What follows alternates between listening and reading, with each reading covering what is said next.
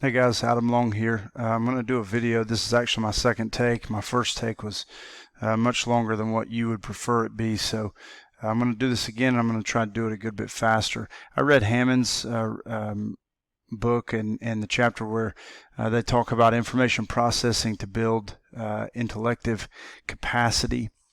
And I've taken notes as I've gone. And stuff that I can reflect on. I thought this reading was really awesome, and I think that it's going to really help me grow as a teacher. If you've not read it, it's pages 121 through 154. And I'm going to give you kind of a summary and some brief ideas, but I think you need to go read it for yourself because it'll have probably a unique and different impact on you. And so basically, the whole point of culturally responsive teaching is to take dependent learners and make them independent learners. We're trying to teach our learners how to learn, how to process information. It's not just about race, ethnicity, culture, background, all this stuff. Sure, that's part of it, but it's really about taking our students and getting them to move to be better critical thinkers and be able to process information differently and be higher level learners.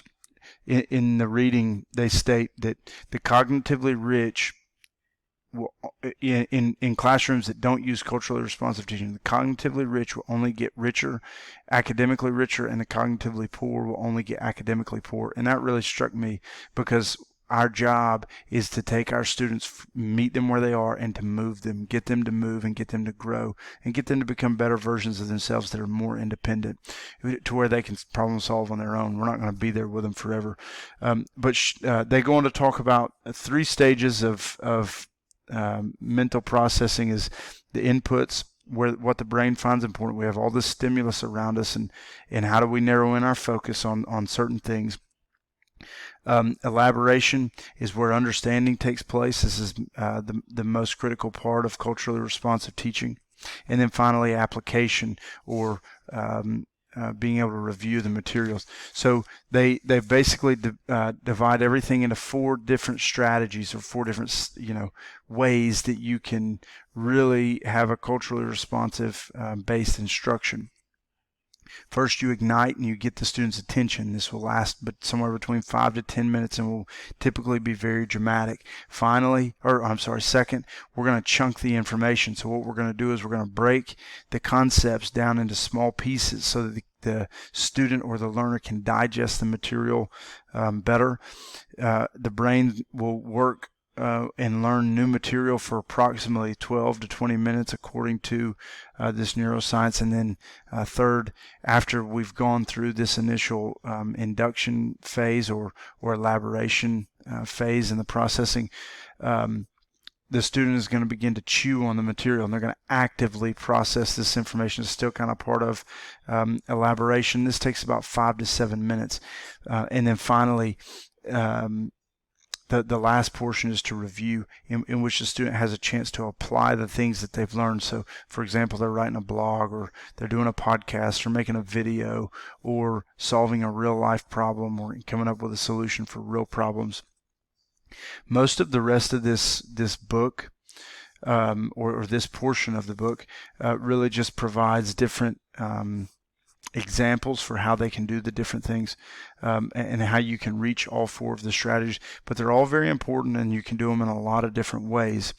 And in short, it's important that we take our students, and this is said in the chapter, but we take our students and we teach them cognitive routines. We teach them how to go through the process of mental processing so they can take information, they can really digest it, and then analyze it and process it, and then be able to apply it to their lives.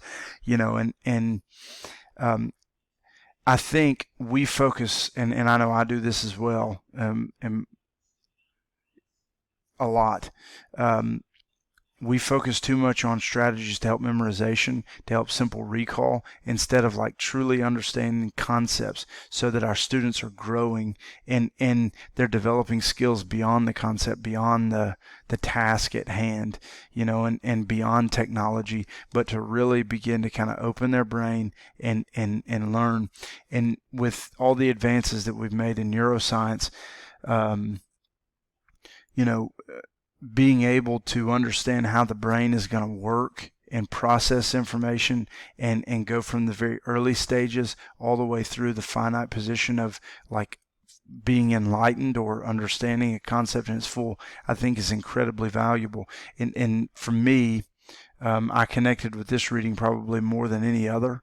And it was just extremely fascinating to me. I found it difficult to actually put it away, and so I think moving forward for me it's more about sequencing, like taking the instructional activities and materials that I do have and being able to sequence in the right order so that we're making the most efficient use of our time. And in the book, there was a teacher that did not like the idea of using this. They thought it was just an engagement strategy, and the teacher, used it, and they kind of went through some growing pains and cut their teeth with it a little bit.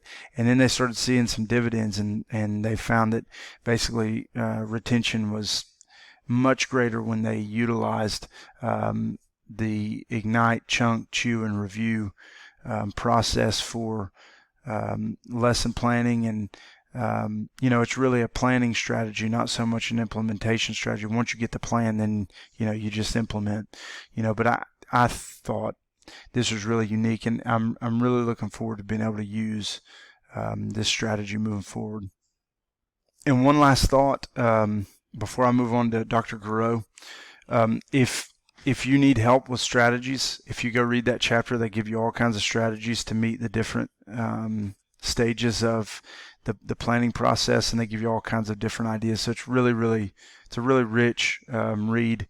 With Dr. Giroux, I really enjoy hearing Dr. Giroux's ideas. His language can be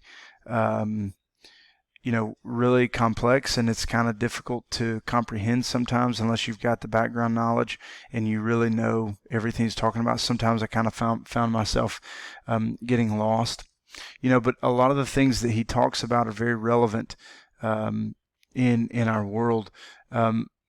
Just going to talk about a couple of points, and then we'll get into something a little heavier. But he talks about how public memory is dangerous, and he's talking about our ability as a society and as a culture to deem the things that are important in the past and the things that should not be considered important, instead of looking kind of like from an all-inclusive lens.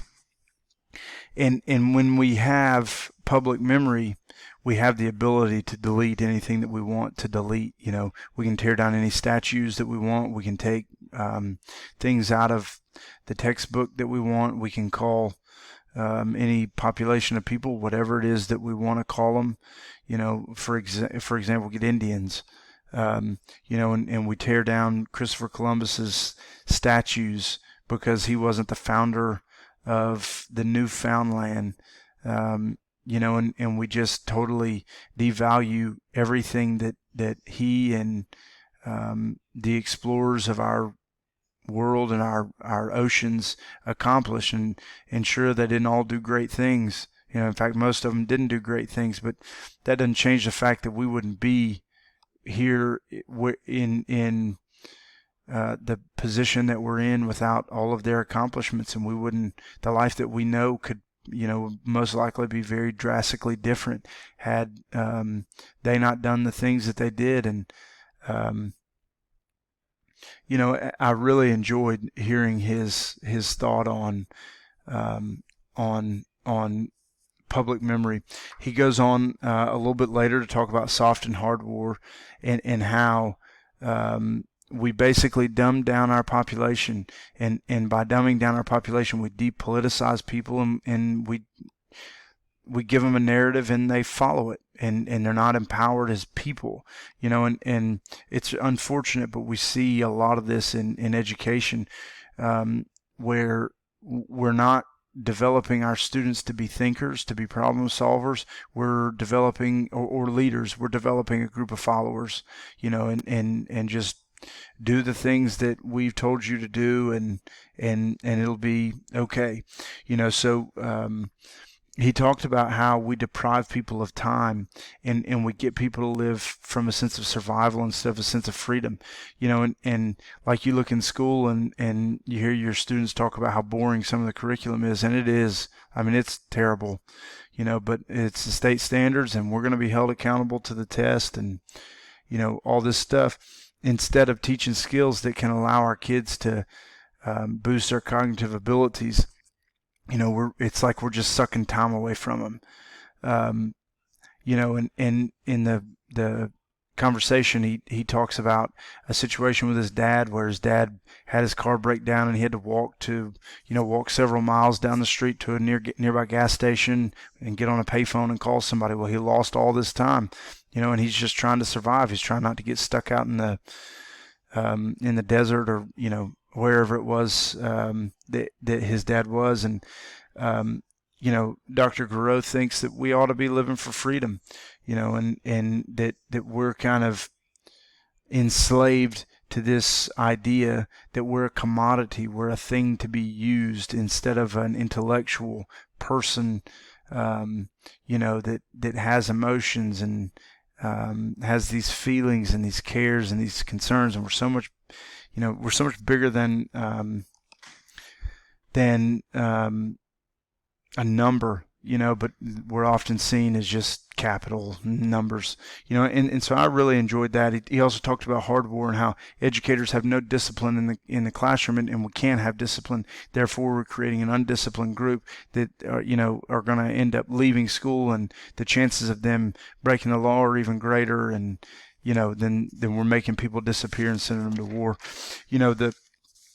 This is the biggest thing I want to really talk about. Dr. Giroux and I do not agree, and probably will never agree, but I'd like to have the conversation with him at greater length, that in his opinion, we need to be a democratic socialist system. And I don't agree with that. I think that we need to become more of a capitalist society. We've gone in the directions of socialism over the last, I guess 150 years or so, and it appears, for whatever reason, I'm not blaming our shifts, but it appears that our country is not headed in the right direction, and it's probably for a number of reasons. He wants people to have some sense of control, and I think I do agree with Dr. Giroux that we're getting away from democratic ideals, and really truly the elites are running our country, and they're running it for the elites. And I'm not being critical of any one particular person, because really it's everybody in government.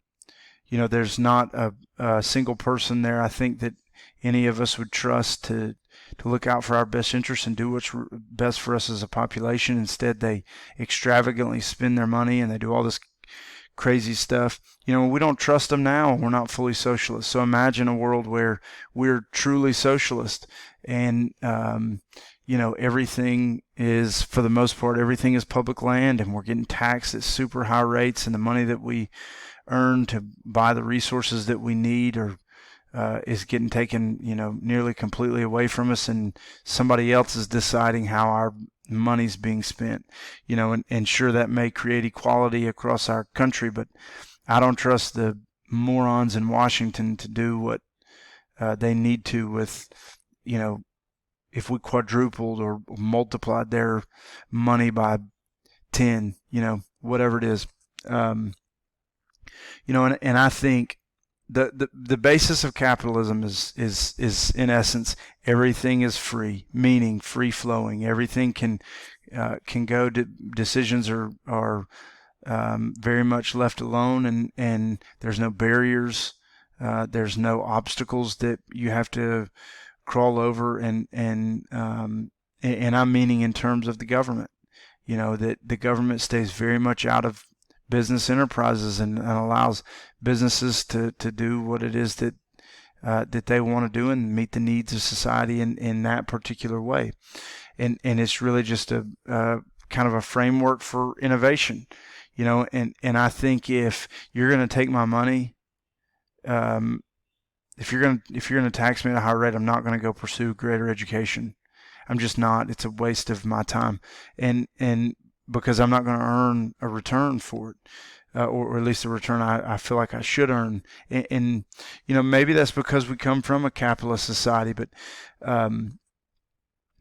he talks about he says this specifically. He doesn't want a market society to where everything we do is governed by the accumulation of capital, and I feel like he's living in a pipe dream, because at the end of the day, as a society, it doesn't matter if it's vegetables and we're in a barter system, or we're dealing with a socialist or communist society, or we're straight capitalist.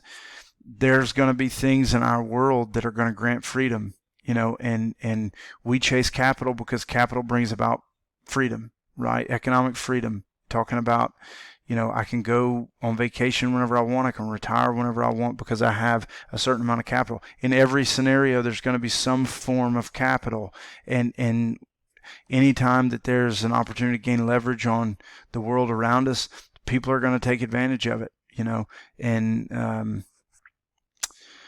I just, not many times in history have we seen where a socialist government, or a socialist economic system works extremely efficiently and works to the good of all the people that live there. And I'm sure there's probably some examples, and there's stuff that exists today, and maybe you could throw out Cuba, but I think, I don't know enough about Cuba, but the things that you hear are not, extremely positive for the entire population, and there's marginalization there, like there is, kind of everywhere else. So, these are my thoughts. Thanks.